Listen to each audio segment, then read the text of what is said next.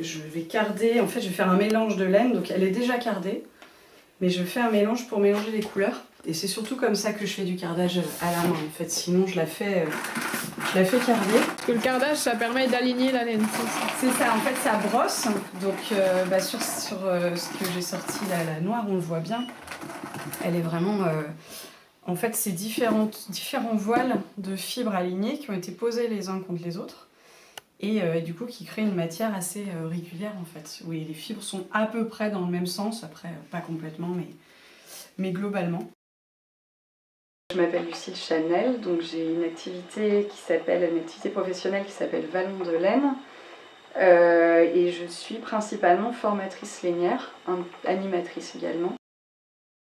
Sur une carte industrielle, en fait, comme celle d'Enora qui est à Colpo, il y a un rouleau principal comme celui-là, mais en fait il est entouré de plein de petits rouleaux. Et souvent il y a même deux, voire plus, blocs de rouleaux comme ça. Et du coup ça crée quelque chose de très régulier, alors qu'à la main, pour avoir quelque chose de... Même pas, on n'arriverait pas à faire quelque chose de similaire à ça, en tout cas moi j'y arrive pas. Il faudrait passer au moins 5 fois la laine. Donc là j'ai fait un petit mélange, je me dis que c'est ça que je vais filer du coup aujourd'hui. Donc on appelle ça une nappe de laine. Une nappe de laine cardée.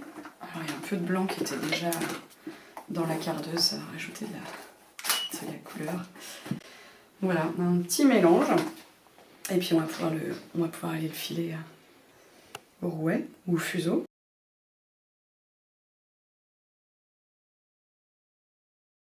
En fait, le fuseau, c'est comme une toupie, donc je la lance. Et pendant que ça tourne, j'étire ma fibre pour créer un fil. Alors, en fait, le fil, ce qui définit le fil, c'est simplement des fibres posées les unes contre les autres à laquelle on a donné de la torsion. C'est une méthode qui prend pas mal de temps. Ça prend pas mal de temps. En fait, le fuseau, c'est moi j'aime bien dire que c'est l'instrument des bergères. C'est-à-dire qu'elle filait en gardant les bêtes au champ. Et du coup, elle pouvait le mettre dans la poche. Quand on a l'habitude, alors j'avoue que je le fais pas, mais quand on a l'habitude, je connais des gens qui filent en marchant. Des fois même dans une file d'attente. Il y a des fuseaux plus petits qu'on peut mettre vraiment dans sa poche et ressortir pour 30 secondes de filage. Donc voilà, donc en fait là avec mes mains, j'étire la fibre, ça me permet de sélectionner l'épaisseur de mon fil, c'est-à-dire de savoir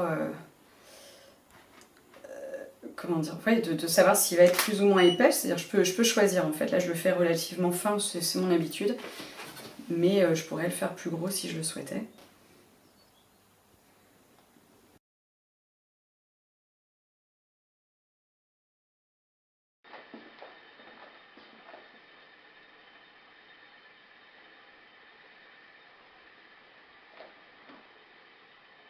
Avec mes pieds, je pédale, j'entraîne la roue, je donne un petit coup pour la lancer, et la roue, par la courroie, entraîne cette pièce-là qui s'appelle un épinglier, la pièce en U.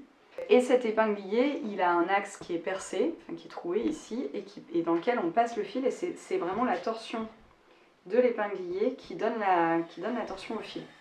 Et en fait, avec mes doigts, c'est la même chose que ce que je faisais au fuseau tout à l'heure, j'étire ma fibre pour sélectionner l'épaisseur du fil que je produis. Et par rapport au fuseau, en fait, j'ai pas besoin de m'arrêter. Parce qu'il y a un petit système de frein que j'ai réglé tout à l'heure avec le ressort qui est ici, qui permet qu'en fait la bobine elle soit freinée, donc elle est entraînée en même temps que l'épinglier, mais elle est aussi freinée. La différence de vitesse entre les deux fait que le fil va s'enrouler sur la bobine au fur et à mesure. C'est moins technique que le fuseau. Alors c'est plus technique parce qu'il y a beaucoup plus de paramètres à maîtriser pour comprendre l'outil et le maîtriser. Mais c'est plus reposant pour le corps. Et ouais, vraiment, on voit pas le temps passer, quoi. Parfois, ça nous échappe.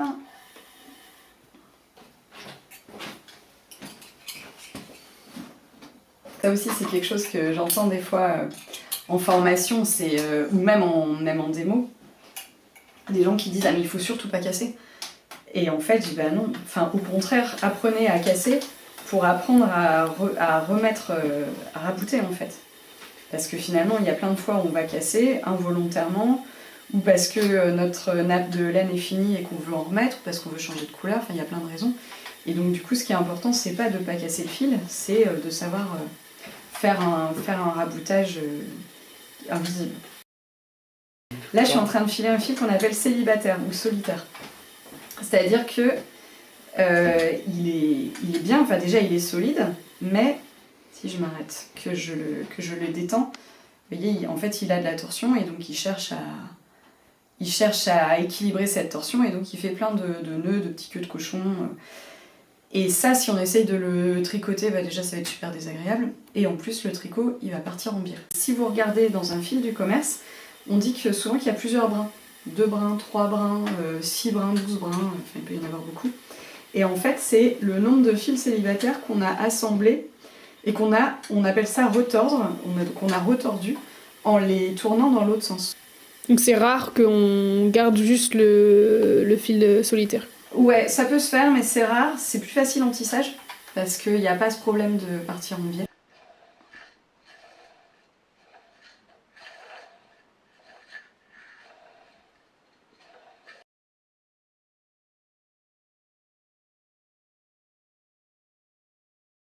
Je vois carrément qu'il y a un intérêt de plus en plus important. Je le vois surtout, par exemple, quand je participe à des marchés avec Pédaler pour la paix, où je vois que le public est de plus en plus réceptif à notre démarche. Le Covid a joué aussi, où il y a eu beaucoup de reportages sur la laine française qui n'étaient plus du tout achetée dans le commerce international, et du coup des éleveurs qui se retrouvaient avec des tonnes de laine sur les bras, qui ne savaient pas quoi en faire.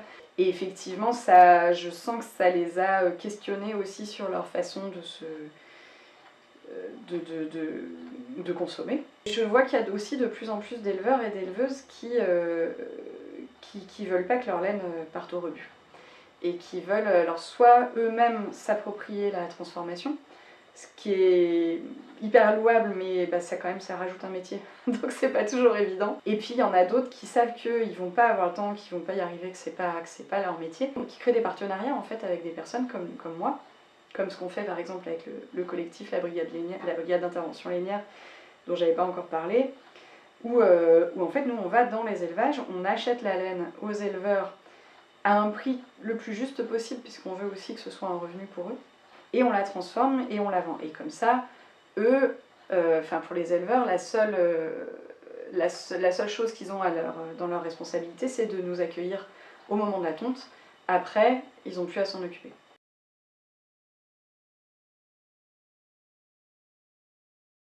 Alors déjà, l'intérêt de travailler en collectif, c'est qu'on ne cherche pas les mêmes laines selon ce qu'on veut faire. Donc ça nous permet d'en valoriser le plus possible en fonction des caractéristiques. Par exemple, entre des feutrières et des fileuses, les fileuses veulent des fibres longues, les feutrières s'en fichent.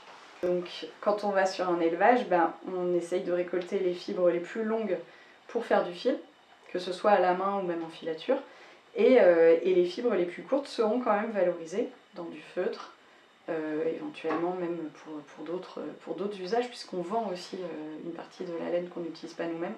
Un autre intérêt, c'est aussi de réfléchir à plusieurs et d'avoir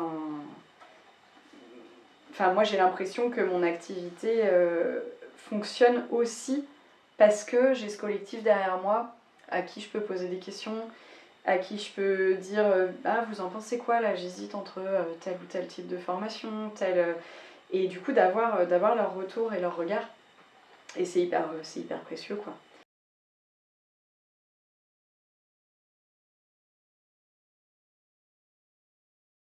Ma première motivation quand je me suis lancée, alors la formation c'est pas venu tout de suite, mais il y avait quand même une idée de transmission.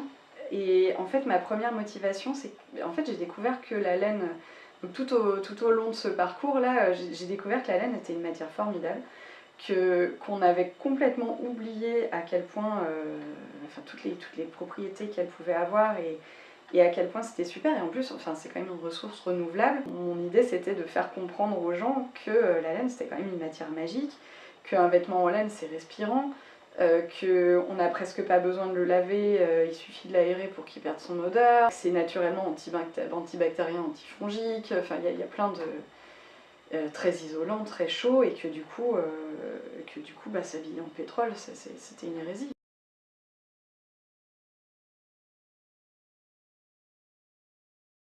Déjà, la fast fashion, c'est quelque chose qui m'horrifie, autant au niveau de ce qu'on produit, Enfin, je sais que pour avoir eu des problèmes de santé liés à des causes environnementales, j'imagine pas du tout porter des vêtements qui peuvent me rendre malade. Rien que ça, c'est pas possible. Quand je vois également les conditions de production, l'esclavage en fait, que ça crée pour les personnes qui produisent, etc. Même quand c'est pas de l'esclavage au sens strict du terme, on s'en approche quand même très fort. Donc ça pour moi c'est pas du tout acceptable. Globalement, la laine française qui part en Chine, elle est mélangée elle est traitée avec beaucoup de produits chimiques, elle est mélangée avec beaucoup de synthétiques et elle revient dans les rayons H&M, etc. Sous forme de pulls de mauvaise qualité. Donc je trouve ça hyper dommage. Malheureusement, un des nerfs de la guerre, enfin, qui est vraiment quelque chose qui est partagé par beaucoup d'artisans, c'est les consommateurs. Il y a énormément de gens qui vont nous dire « Ah là, c'est super ce que vous faites, mais moi je peux pas, c'est trop cher ». Je vais pas leur donner de leçons parce que je comprends tout à fait d'où ils viennent, mais en fait on a aussi besoin d'eux pour exister. Et pour moi c'est aussi une question de modèle de société. Est-ce qu'on veut une société de l'esclavage, de produits qui nous rendent malades, ou est-ce qu'on veut une société de choses qui nous font du bien, que ce soit la tête, au corps, etc. et aux autres. Et en fait, l'artisanat est quand même plutôt... Enfin, je pense qu'on peut s'auto-exploiter, on peut faire du mal, mais globalement, ça permet quand même... Enfin, ça va quand même de ce côté-là, quoi. D'un côté que je trouve beaucoup plus souhaitable. Ouais.